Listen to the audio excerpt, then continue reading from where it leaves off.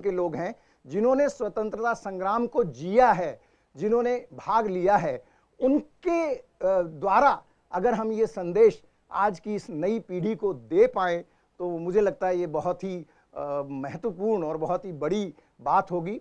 तो मैं आना चाहूँगा अब उन दो कहानियों के बारे में जानना चाहूँगा जो सबसे पहले सेलेक्ट हुई हमारे www.amritmahotsav.nic.in, और मुझे बताया आपने कि उनके परिवारजनों से भी हम जुड़े हुए हैं।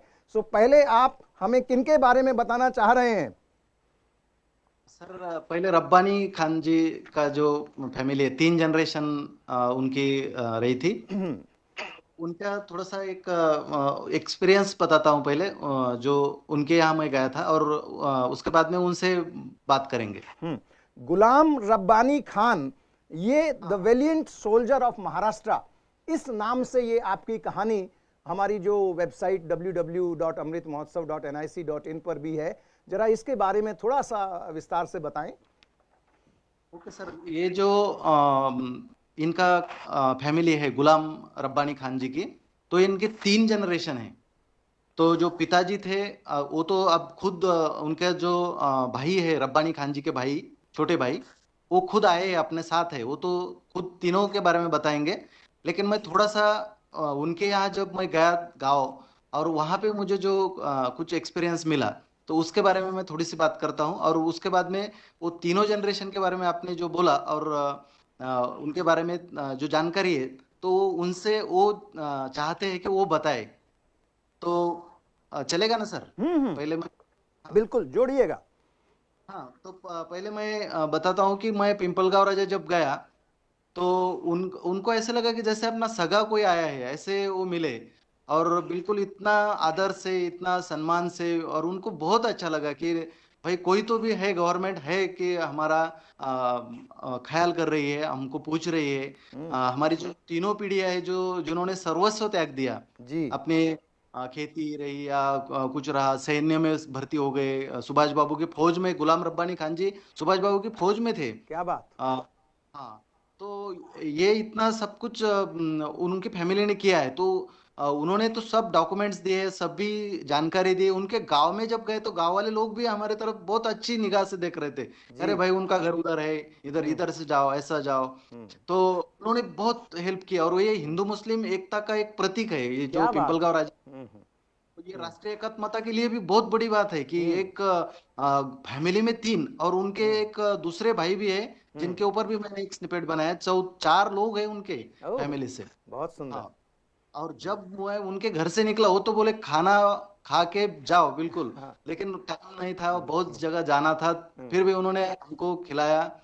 और उसके बाद में जब हम वहां से निकले बाहर, तो उनके आंखों में आंसू थे। हाँ हाँ तो ये मुझे बहुत ने उस ऐसा फील हुआ कि कितने भावुक हो गए वो। हाँ तो ये बड़ी बात थी मेरे लिए कि हाँ ऐसा जाना चाहिए, ऐसा मिलना चाहिए लोगों से, क्योंकि हाँ। उनके दिल में कितना रिस्पेक्ट रहता है दूसरे। तो आप उनसे बात करेंगे हाँ, सर? जी जरूर। आज़ाद हिंद फौज में पठान रेजिमेंट को लीड किया हमारे गुलाम रब्बानी खान साहब ने, और आज उन्हीं के परिवार के एक वंशज हमारे साथ हैं खान साहब।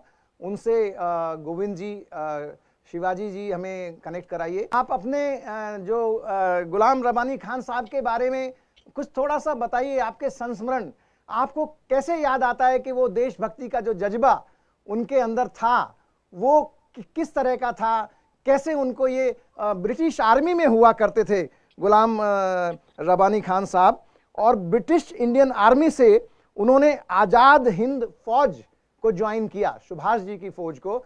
तो कैसा आपको, तो आपने तो उनको रूबरू देखा है, कैसा लगता था उनसे बातचीत करके, उनके जज्बे के बारे में आप कैसा महसूस करते हैं, बताइए। मेरे गुलाम रब्बानी खान मेरे बड़े भाई थे, सबसे बड़े थे वो। जी जी। वो ब्रिटिश आर्मी में थे। हम्म। 1942 में जब नेताजी सुभाष चंद्र बोस ने जी आजाद हिंद सेना बनाई, जी। तो वो हमारे उस वक्त तो खत के फोन वगैरह नहीं थे, खत किताबें चलती थी। हाँ हाँ तो मेरे पिताजी ने उनको राय दी थी कि बेटे तू ये सब छोड़, हाँ। अब नेताजी के साथ जा। अरे वाह, क्या बात। फिर कैप्टन मोहन सिंह और कैप्टन अकरम, बहुत खूब। ये दोनों ने उनको बहुत ज्यादा तैयार किया। क्या बात। वो जापान की आर्मी, ब्रिटिश आर्मी की जैसे वो कई जी हो गए थे। हाँ हाँ। वहां से जब छूटे तो उन्होंने तय कर लिया कि नहीं, अब हमको भारत की आजादी के लिए लड़ना है। हम्म। इसलिए वो नेताजी सुभाष चंद्र बोस के साथ गए। हम्म। नेताजी सुभाष चंद्र का वो बात कि तुम मुझे खून दो मैं तुम्हें आजादी दूंगा, अरे वाह। इस पर उन्हें अपने आप रेडी करा और हाँ वो नेताजी सुभाष चंद्र बोस की सेना में, आजादी हिंद सेना में शामिल हो गए। हाँ। बाद में गवर्नमेंट ने 1972 में हाँ हाँ। उन्हें स्वतंत्र संग्राम सैनिक का प्रमाण पत्र भी दिया। हाँ और बाद में श्रीमती इंदिरा गांधी के हाथ से हाँ। हम जो अपना 2500 जो मनाया गया हाँ हाँ। पिथौरी जोगरी, उसमें श्रीमती इंदिरा गांधी के जरिए से हाँ। उनको ताम्र पत्र भी प्राप्त किया क्या गया। बात। उन्हें पेंशन भी मिलती रही। अच्छा। और मेरे पिताजी जो थे गुलाम मुस्तफा खान, हाँ हाँ। ये महात्मा गांधी और पंडित जी के साथ रहे। ओके। उन्हें 6 महीने की सजा भी हुई। हाँ हाँ। अब बेटा तो ऐसा हुआ कि 1970 में उनका इंतकाल हुआ हाँ हाँ। और 1972 में पेंशन स्कीम शुरू हुई। क्या बात, बहुत बढ़िया। हमने कोशिश की हम्म। तो मेरे माता जी के नाम से, नैमुनिसा के नाम से पेंशन आती रही उनके हाँ मरने तक। हाँ। हाँ मेरे दादा गुलाम अहमद खान, हाँ। हाँ मेरे फ्रीडम ग्रैंड फादर, हाँ। हाँ वो इनको चूंकि पूरे बहुत बड़े जमींदार थे वो, हाँ। हाँ और उनका इस के इलाके में बहुत वो था, हाँ। हाँ। तो ब्रिटिश गवर्नमेंट ने उनको खान बहादुर का खिताब दिया। अरे वाह। लेकिन लोकमान्य तिलक जी का वो स्वराज्य माझा से जन्म सिद्ध काहे अधिकार ते है, मला मिळविना हरत, स्वराज मेरा जन्म सिद्ध अधिकार है। हम्म। तो ये इस पर उन्होंने हाँ हाँ। खान बहादुर का जो गवर्नमेंट उस वक्त दिया था उन्होंने सम्मान, हाँ वो वापस किया। वापस किया। और 1913 में जब लोकमान्य तिलक जी ने सूरत में कांग्रेस का इजलास बुलाया, उस वक्त कांग्रेस एक्चुअली पार्टी थी, जी जी। तो वो उससे पहले सबसे शरीक। मुझे सब अफसोस है हाँ हाँ। कि लोकमान्य तिलक जी के डॉक्यूमेंट्स और वो केसरी के पेपर्स अब चूंकि पुराने बहुत दिन हो गए, हाँ हाँ। बीजे परिस्थितियों की बिगड़ी, हाँ हाँ। कि वो सब हमारे पास से नहीं है। लेकिन कुछ ना कुछ डॉक्यूमेंट्स हमारे पास है, जो मस्के सर का मैं बहुत ज्यादा आभारी हूँ। हाँ। और खान सबसे साहब, पहले मैं आप ये तमाम जानना मुबारकबाद चाहूंगा, आप तो स्वयं में अपना बोलिए। एक बहुत बड़े डॉक्यूमेंट हैं। मैं जानना चाहूंगा, जब मस्के सर आपके पास आए तो आपको कैसा लगा कि भारत सरकार की ओर से कोई आया है जो आपके बड़े भाई साहब, भाईजान के बारे में, उनके योगदान, उनके कंट्रीब्यूशन के बारे में जानना चाहता है? तो कैसा लगा आपको? वो फीलिंग कैसी थी आपकी? सर क्या बोलूं, ऐसा लगा कि मेरा भाई मुझसे मिलने आ गया, भाई कहीं जो खोया हुआ भाई था मेरा। क्या बात, बहुत सुंदर, ये बहुत सुंदर। एकदम इतना दिल खुश हो गया मेरा अरे जब वाह। उन्होंने कहा कि हम आपके इसके लिए। तो सर मैं तो, चूंकि गवर्नमेंट हमको सहूलतें दी भारत सरकार से, जी इसमें कोई दो राय नहीं है। हमको पढ़ाई के लिए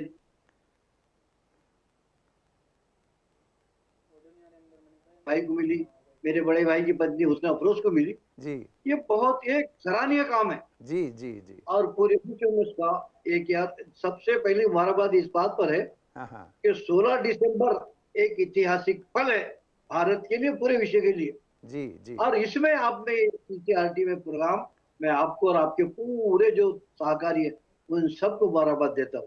आज बहुत हम बहुत सबका धन्यवाद। सर गर्व से उठ जाता। हमारी शुक्रिया, भारत की सेना शुक्रिया ने जनाब। कामयाब अंजाम दी। आपने अपने बात में बताया, जी एक नया देश विश्व पर जी। हमारे जी सेना ने की मदद से वो जी हुआ। जी। वो तमाम लोग जो सेनानी जो थे, वो उस वक्त जो जी मस्के साहब जब मेरे घर पर आए, तो मुझे एकदम इस कदर ये खुशी हुई जी। कि उसका मैं अल्फाज मेरे पास नहीं मिल रहे क्या बात। कि कोई ऐसा आया जो मुझसे मेरे खानदान के बारे में, मेरे घर के बारे में, मेरे 3 जनरेशन जो भारत की आजादी में पूरा पूरा योगदान दिया।